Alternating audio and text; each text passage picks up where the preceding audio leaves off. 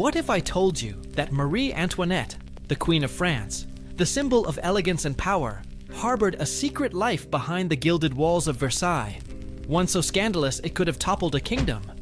For centuries, historians whispered around it, dismissed it as rumor, tried to erase it from the record. But hidden diaries, coded letters, and forgotten accounts have resurfaced, revealing the true extent of her indulgences. Behind the sparkling chandeliers and the perfectly manicured gardens, a shadowed world thrived. Velvet curtains hid secret chambers. Candlelight flickered over forbidden pleasures. Nobles and confidants moved through silent corridors, drawn into nights of lust, betrayal, and whispered conspiracies. The queen, adored by the public, became a temptress of her own private court, where power, desire, and danger intertwined in ways no historian dared describe. Tonight, you will step beyond the golden facade of Versailles. You will see the whispers, the hidden faces, the secret gatherings that could have shattered not just reputations, but the very monarchy itself. This is the story Marie Antoinette and her court fought to keep buried. This is the dark tale they never wanted you to know. The sun spilled through the tall windows of Versailles, striking the marble floors and gilded walls in sharp golden lines. Outside, the gardens stretched endlessly, trimmed to perfection, fountains spraying like silver threads into the morning air. Music drifted from the grand hall, a delicate dance of harpsichords and violins echoing against the crystal chandeliers. Courtiers swept across the polished floors in silks and velvet, their powdered faces frozen in smiles, each bow a silent assertion of loyalty, ambition, or fear. Yet beneath this veneer of splendor, a quieter tension stirred. The palace breathed with secrets, corridors that seemed to twist and fold into themselves, hiding shadows where no sunlight could reach. Servants whispered behind closed doors. Nobles glanced sideways, careful to avoid the queen's gaze. Marie Antoinette moved through this world like a predator among prey, her powdered face serene, her eyes alert, cataloging the motions of those who surrounded her. To the public, she was perfection incarnate, a monarch in her prime, untouchable, adored. But inside her, desire and boredom battled in restless tandem, demanding outlets the public could never imagine. In the Great Hall, mirrors multiplied the image of her presence, reflecting not just her gilded gown and jewelry, but the careful choreography of appearances. Every gesture was calculated, every laugh measured. The court admired her ease, the elegance with which she wielded power and grace. Yet there were moments, brief and fleeting, when the mask slipped. A glance too long at a passing noble, a finger tracing the edge of a curtain, a sigh that hinted at longing beyond protocol. The palace, with all its extravagance, was a cage, and she knew it. By nightfall, the corridors of Versailles would tell a different story. Candles would replace sunlight, flickering shadows across velvet drapes and marble statues. The whispers of the palace, subdued during the day, would gather strength in the darkness. The gilded cage of Versailles, so beautiful and serene under sunlight, transformed into a labyrinth of secrets. Every locked door might hide indulgence. Every footstep could be an invitation or a threat. The Queen Aes world was one of duality, the brilliance of the public eye, and the darker, hidden currents that swirled just beyond reach. And it was here, in this juxtaposition of light and shadow, of admiration and secrecy, that the first threads of her private life began to weave themselves. The glittering facade was only the beginning. Behind it lay a web of desire, intrigue, and pleasure, a world that no one outside the palace walls would ever dare to imagine. In the dim corridors of Versailles, sunlight never ventured. Candles flickered against the polished walls, casting shadows that stretched and trembled like living things. Behind heavy velvet curtains, doors concealed rooms that even the most curious courtiers seldom dared to enter. These were chambers built for secrecy, spaces where etiquette dissolved and desire took its first cautious steps. The air smelled of wax, perfume, and the faint tang of heated stone, mingling into an intoxicating scent that promised forbidden experiences. Marie Antoinette moved silently, her gown brushing the cold floor, aware of every echo. Servants, bound by loyalty and fear, followed at a measured distance, carrying trays of wine or whispered messages. Even they sensed the tension, the delicate line between privilege and danger. Here, in these hidden spaces, the queen shed the polished persona required in the public eye. Her laughter, low and controlled, no longer needed to charm. It was a private cadence, an invitation only the initiated could understand. Behind the curtains, gatherings began with subtle gestures. A glance exchanged over the rim of a goblet. A letter folded and passed in shadow. Nobles trusted few, and trust itself became a currency, more valuable than gold. Conversations were muted, filled with the weight of secrets. Each step, each motion carried meaning, as if the walls themselves listened and remembered. The corridors seemed alive, vibrating with anticipation. Every flicker of candlelight a signal, every whisper a note in an unspoken symphony. The rooms revealed treasures beyond the eyes of the public. Silks from distant lands, perfumes distilled from rare flowers, crystal vessels glinting like captured starlight. Each object was carefully placed, not merely to display wealth, but to set the stage for indulgence. The queen's world of secret pleasures began here, not with scandal, but with controlled exploration, a testing of limits, a choreography of risk and desire that only the most daring could navigate. In these hidden spaces, power itself became sensual. Courtiers were not just companions, but participants in a delicate dance of loyalty, seduction, and subtle intimidation. Every invitation was a choice, every smile a gamble. And as night deepened, the flickering shadows seemed to bend closer, as if the palace itself leaned in to witness the unfolding of Marie Antoinette's private world, a world that few would survive to see, and even fewer would understand. In the hidden chambers, the queen's world expanded beyond solitude. Courtiers and confidants, chosen not for rank alone but for discretion, slipped through secret doorways like shadows. Their faces were polished with charm, their eyes sharpened with curiosity, each carrying the knowledge that proximity to the queen was both privilege and peril. Here, alliances were forged in whispers, not proclamations, and loyalty was measured in silence. These companions were no ordinary courtiers.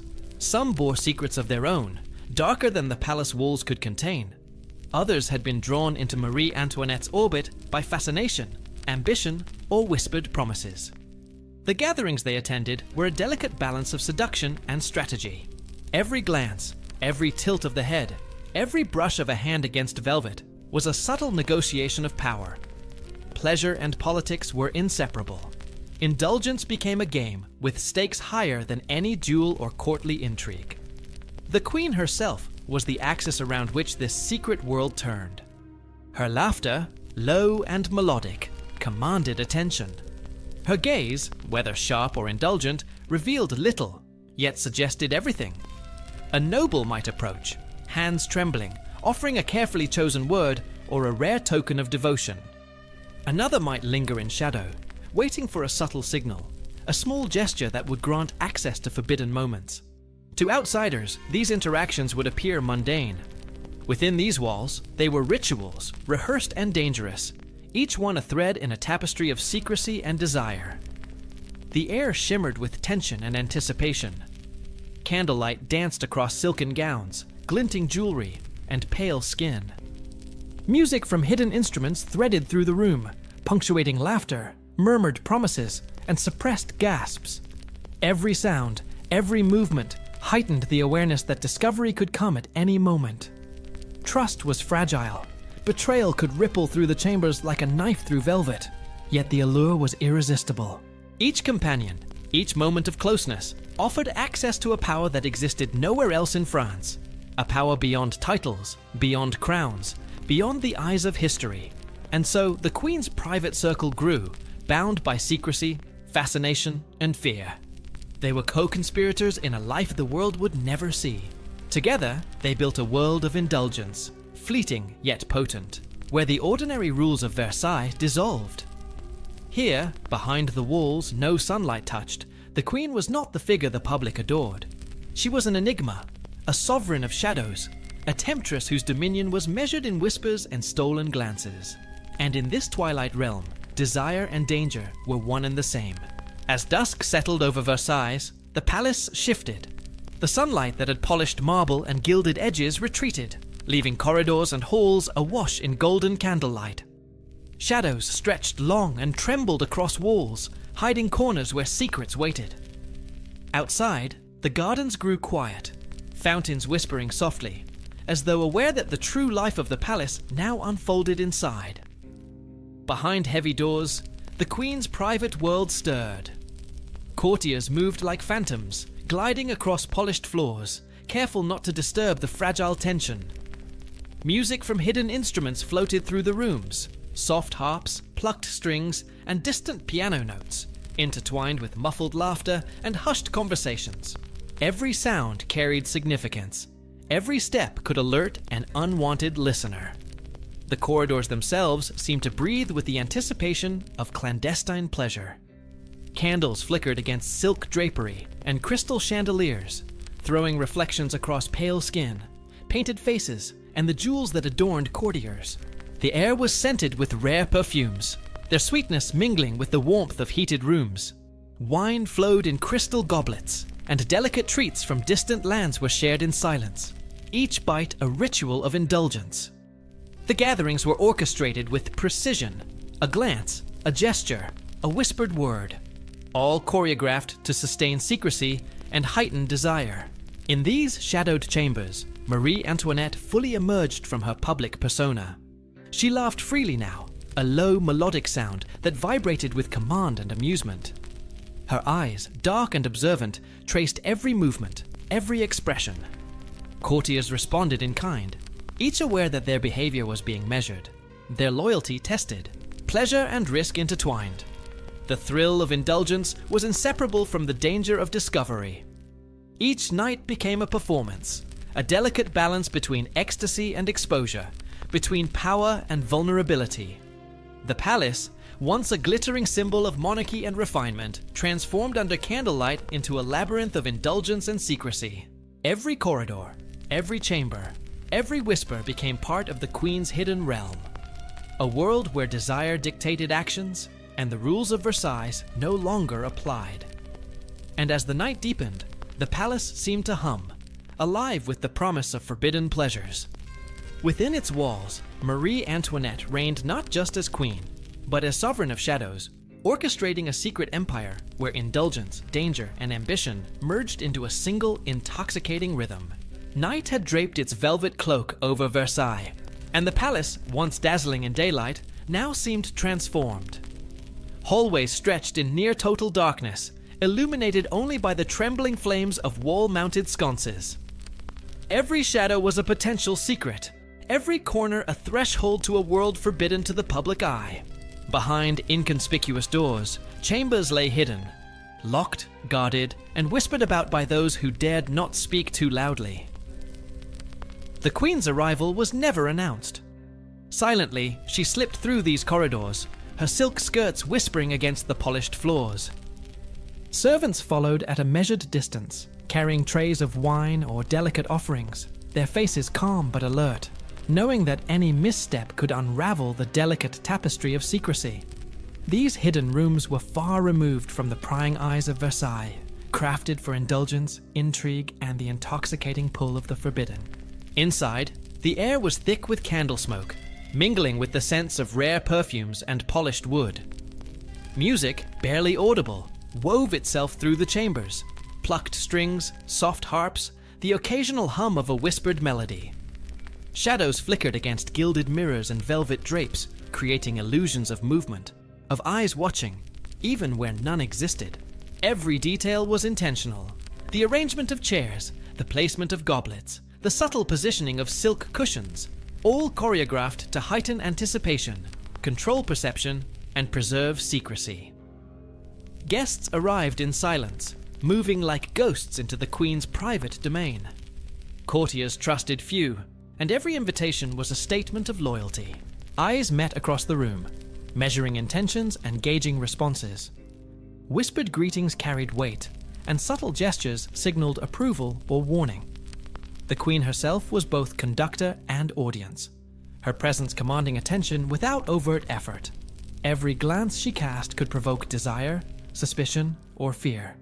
Every smile could invite intimacy or expose vulnerability. In these hidden chambers, the ordinary rules of Versailles dissolved. Hierarchies remained, but they were overlaid with a new, unspoken law: secrecy above all else. Here, indulgence was ritualized, pleasure entwined with power, and every movement carried consequences beyond what the eye could see. The rooms themselves seemed alive, breathing with anticipation, ready to witness the unfolding of a world the monarchy had never intended anyone to discover. For Marie Antoinette, these chambers were not merely spaces, they were kingdoms of shadows, realms where the boundaries between desire, control, and danger blurred into one intoxicating, forbidden reality. Within the hidden chambers, a select few waited. Nobles and confidants, drawn not by rank, but by discretion, formed the inner circle of Marie Antoinette's secret life. Each arrival carried its own weight, a whispered promise, a subtle threat, or the unspoken understanding that loyalty here was currency, more precious than gold. The Queen's presence transformed these rooms. Her eyes, dark and calculating, assessed each guest with the precision of a ruler measuring a fragile kingdom. The circle was tightly controlled, yet its members were not passive observers. Courtiers moved with elegance and caution, their gestures choreographed, their conversations layered with double meanings. Each word could signal trust or caution. Each smile might conceal ambition or desire. The Queen's confidants were co-conspirators in indulgence, allies in secrecy, and, if betrayed, the first victims of scandal. Here, politics and pleasure intertwined in an invisible web, each thread carrying the weight of possibility and peril. Candlelight flickered over gilded walls, casting long, quivering shadows that seemed to echo the unspoken tensions in the room. A delicate perfume lingered, sweet yet heavy, mingling with the warmth of wine and the faint metallic scent of candle wax.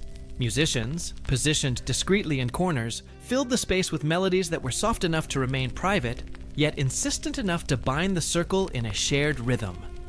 The atmosphere was intoxicating, a heady mixture of anticipation, desire, and the ever-present awareness that the palace beyond these walls knew nothing of this hidden world.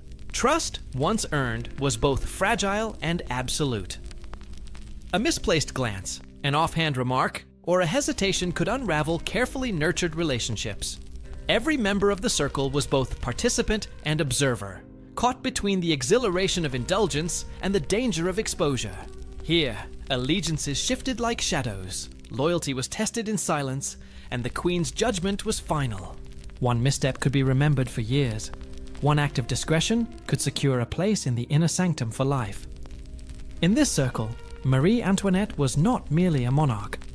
She was a sovereign of secrets, a conductor of shadows, a temptress who wielded power through subtlety and allure.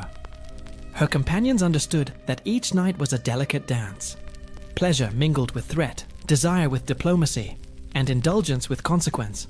The hidden chambers were their world, a kingdom of ephemeral rules where the ordinary hierarchy of Versailles vanished, replaced by the silent dominion of a queen whose authority was absolute, her secrets untouchable, and her ambitions cloaked in darkness. The hidden chambers pulsed with life as the evening deepened.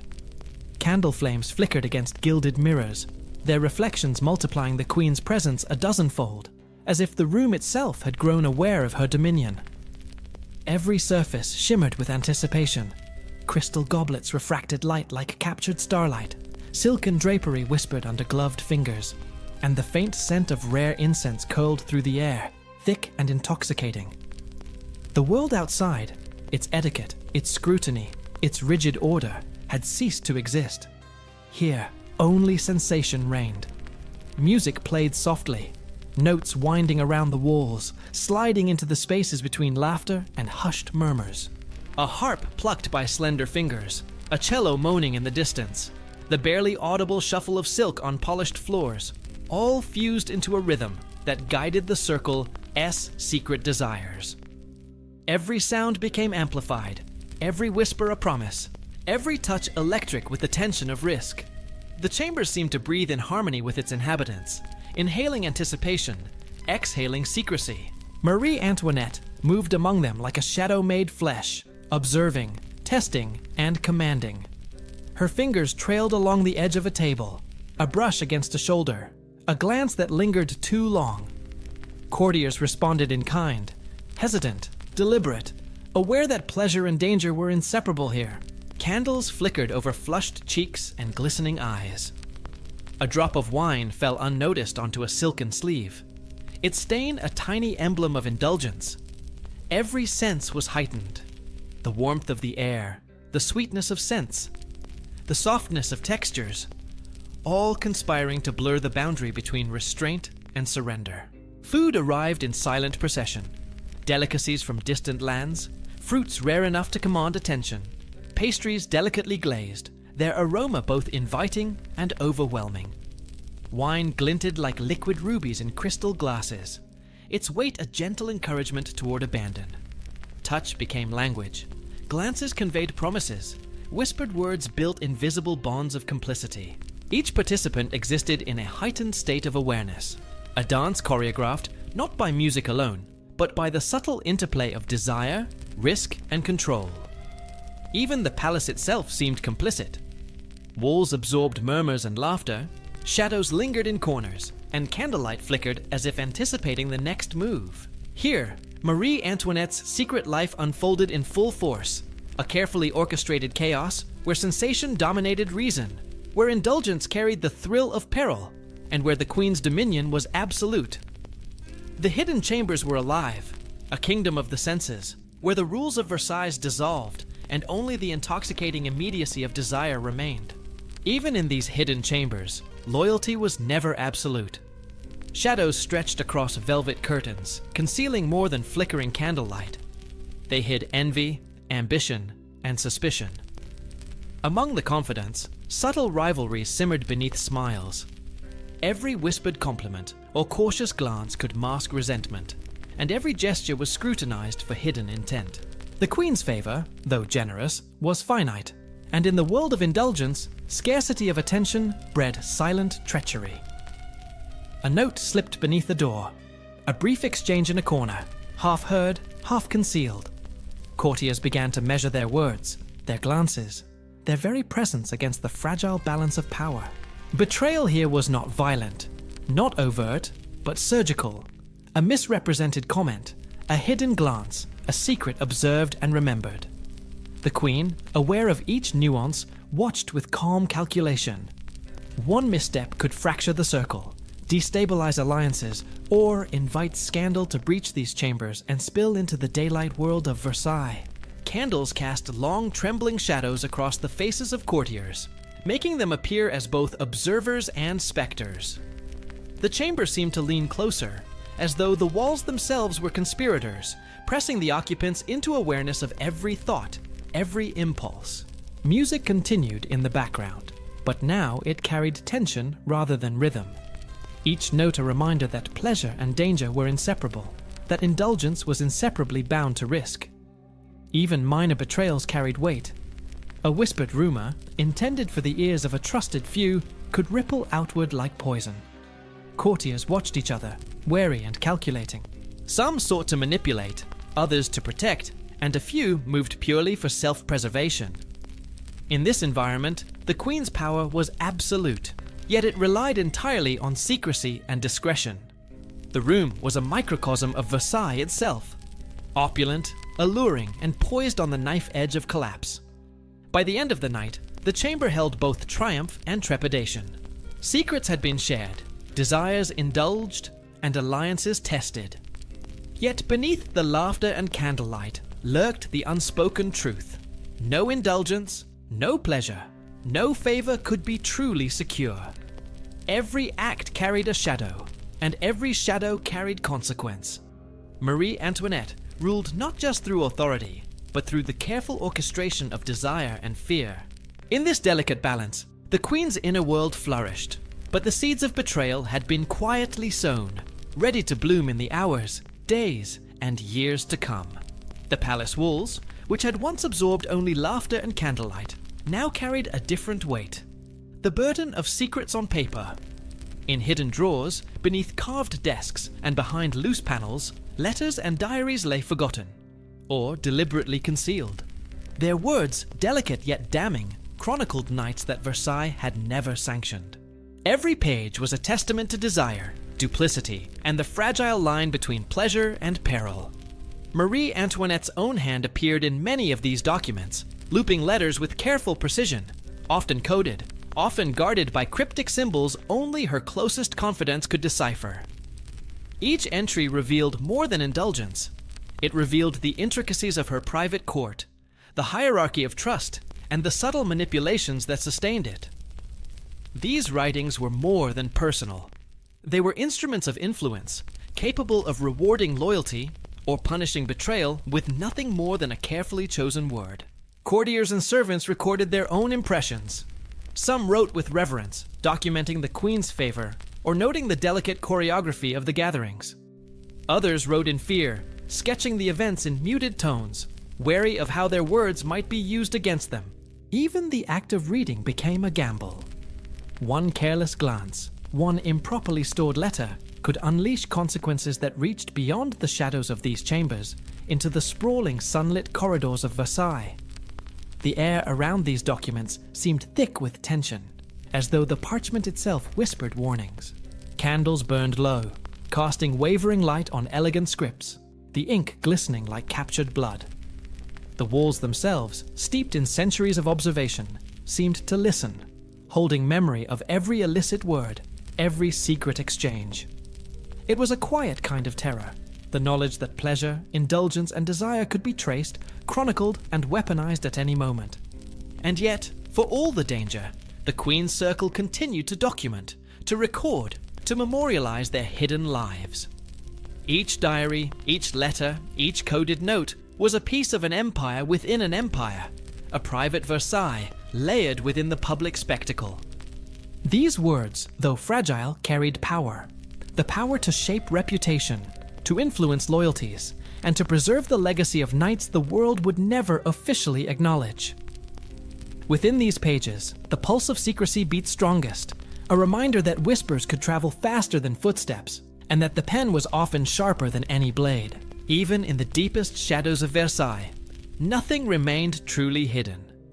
Courtiers and servants moved with careful precision, but spies and informants lurked, slipping through corridors with the quiet steps of predators. Every whispered conversation, every stolen glance could reach ears it was never meant for. The Queen's secret world, intoxicating and alluring, was also dangerously exposed, fragile, like crystal balanced on the edge of a marble table. Rumors began to spread, first as faint murmurs, then as threads woven through the palace's intricate web. Courtiers spoke in half sentences, servants glanced over shoulders, and distant notes arrived under doors in the dead of night. The Queen's indulgences were no longer confined to the hidden chambers. They were leaking into the world of Versailles, threatening to unravel both reputation and authority. Every moment of pleasure carried a shadow. One misstep, one overheard word, and the delicate balance of power could shatter. Marie Antoinette moved through this tense environment like a strategist. She gauged loyalties, measured responses, and interpreted subtle signals of betrayal. The threat of exposure was not hypothetical, it was immediate. Eyes that once sparkled with fascination now harbored suspicion. Smiles that once welcomed indulgence began to carry caution. In the chambers that had once been sanctuaries, tension now vibrated like a coiled spring. Every candle flicker became a warning, every creak of the floor a potential alarm. Even the palace seemed complicit in this menace. Corridors that had echoed with laughter now seemed to watch, walls heavy with the weight of observation. Doors that had concealed secrets appeared suddenly fragile, as if ready to betray the smallest indiscretion.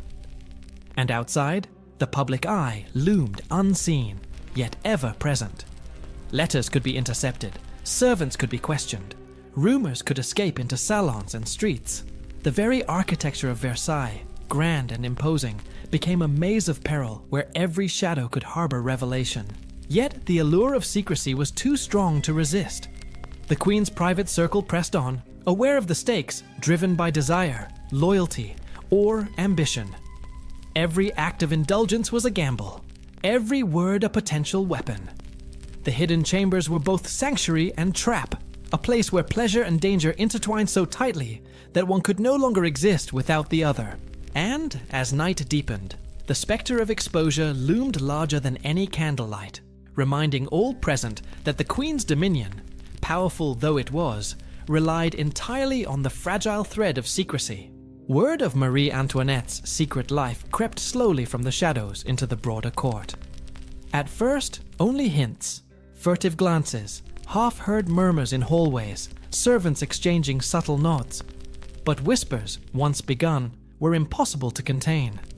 The Queen's indulgences, meant to exist only behind hidden doors, began to ripple outward, carried by ambition, envy, and fear. What was once private was now vulnerable. Courtiers began to position themselves carefully.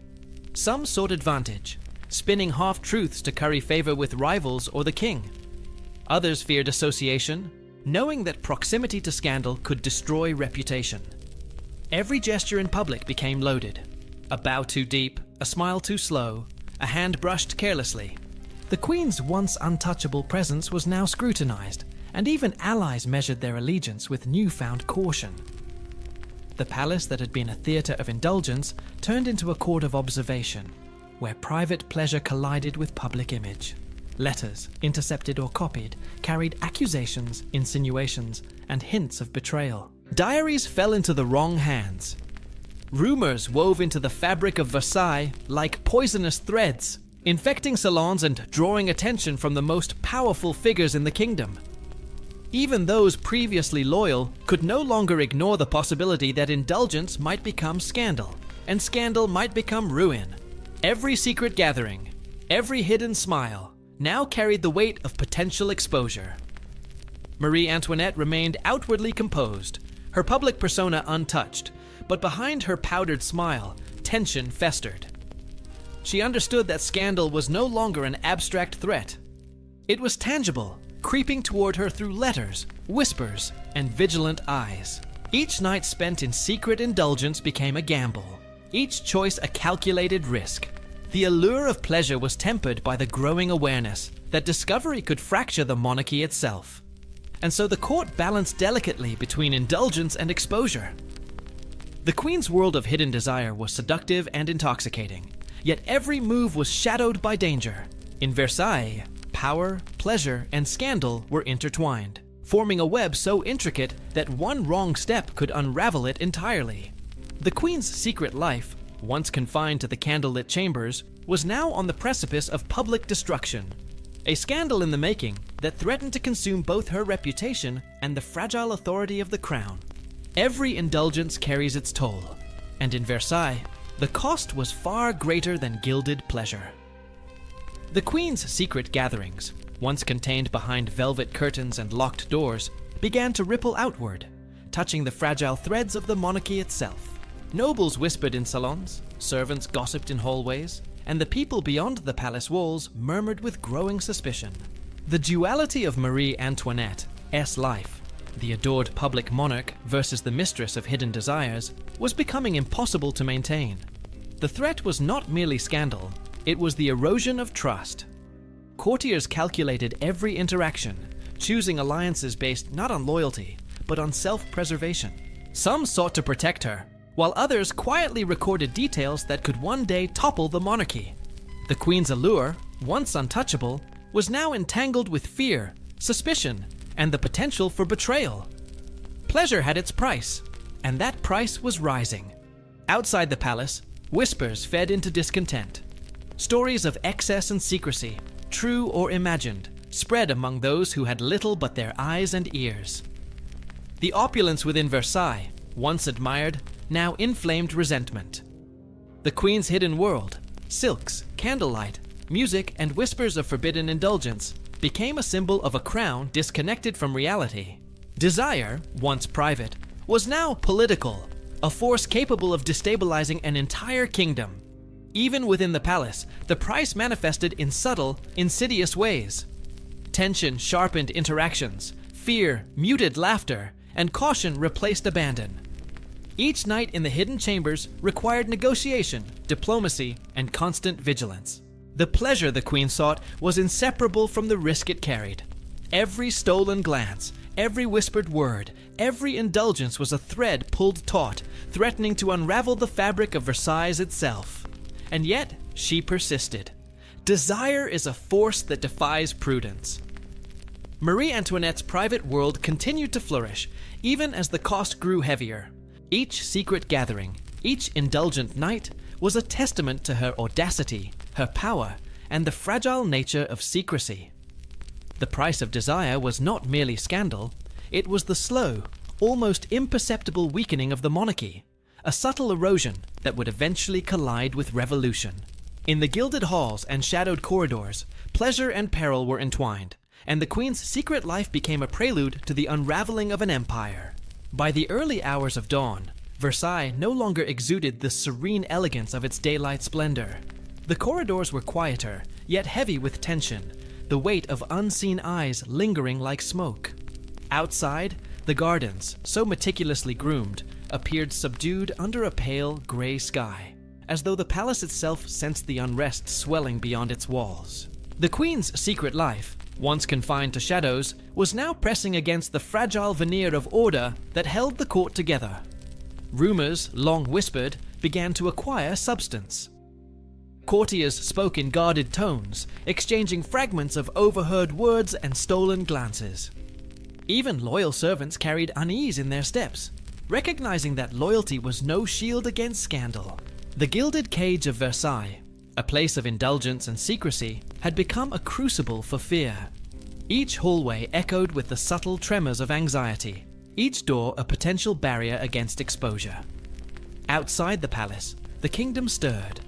Commoners murmured with growing discontent, observing the extravagance of the monarchy while enduring hardship. The stories of opulent knights and hidden indulgences spread like wildfire, seeping into conversations at markets, taverns, and salons. Each whisper carried the weight of betrayal, each tale an accusation. The queen's pleasures, once private, were now a symbol of detachment and decadence. The palace, so long a fortress of order, faced an invisible siege. Inside, Marie Antoinette moved with grace, her powdered visage serene, yet her eyes betrayed the smallest flicker of calculation. She understood that the palace's walls could no longer contain the consequences of her choices. Loyalty was fragile, trust was eroding, and the power she wielded behind curtains and candlelight was vulnerable to discovery and manipulation. Every decision, every interaction became a careful negotiation between desire and survival. The crisis was both subtle and unstoppable. A glance here, a hushed conversation there, a note intercepted by an ambitious courtier. These were the sparks that threatened to ignite catastrophe. The hidden chambers, once sanctuaries of indulgence, now felt like cages of anticipation, where pleasure and danger coexisted in a tense equilibrium. The palace was alive with whispers, and every shadow seemed to pulse with the promise of exposure. Marie Antoinette's private world, intoxicating as it was, had become a fragile edifice teetering on the edge of ruin. Beyond the palace gates, murmurs became cries. News of the queen's secret indulgences spread swiftly, carried by servants, merchants, and the ever-watchful eyes of Parisian streets. Tales of candlelit gatherings, hidden chambers, and whispered pleasures inflamed a populace already weary of taxes, hunger, and inequality. The monarchy, once a symbol of divine authority, began to appear fragile, decadent, and detached from the suffering beyond Versailles' walls. Pamphlets circulated like wildfire, their pages filled with exaggeration and accusation.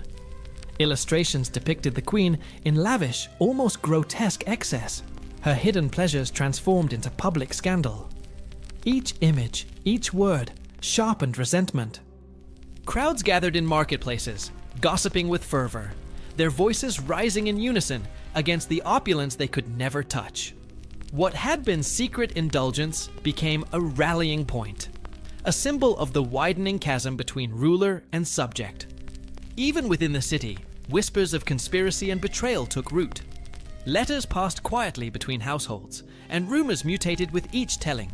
Allegiances fractured as people questioned who might be complicit, who could be trusted, and how far the queen's influence had truly reached. Fear mingled with fascination. Desire for justice intertwined with envy of the forbidden world they could only imagine. Marie Antoinette's private life had become public obsession.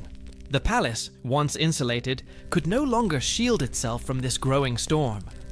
Courtiers who had once celebrated her confidence and audacity now measured their words and gestures with caution. The queen's indulgences, which had seemed contained in flickering candlelight, now loomed over every hallway, every audience, every public appearance. Each smile, each gesture, each word carried the potential to ignite further outrage. Versailles, the epicenter of wealth and control, teetered under the weight of perception and resentment. And yet, the queen's response was as calculated as it was detached. She maintained composure, measured her movements, and addressed the court with poise.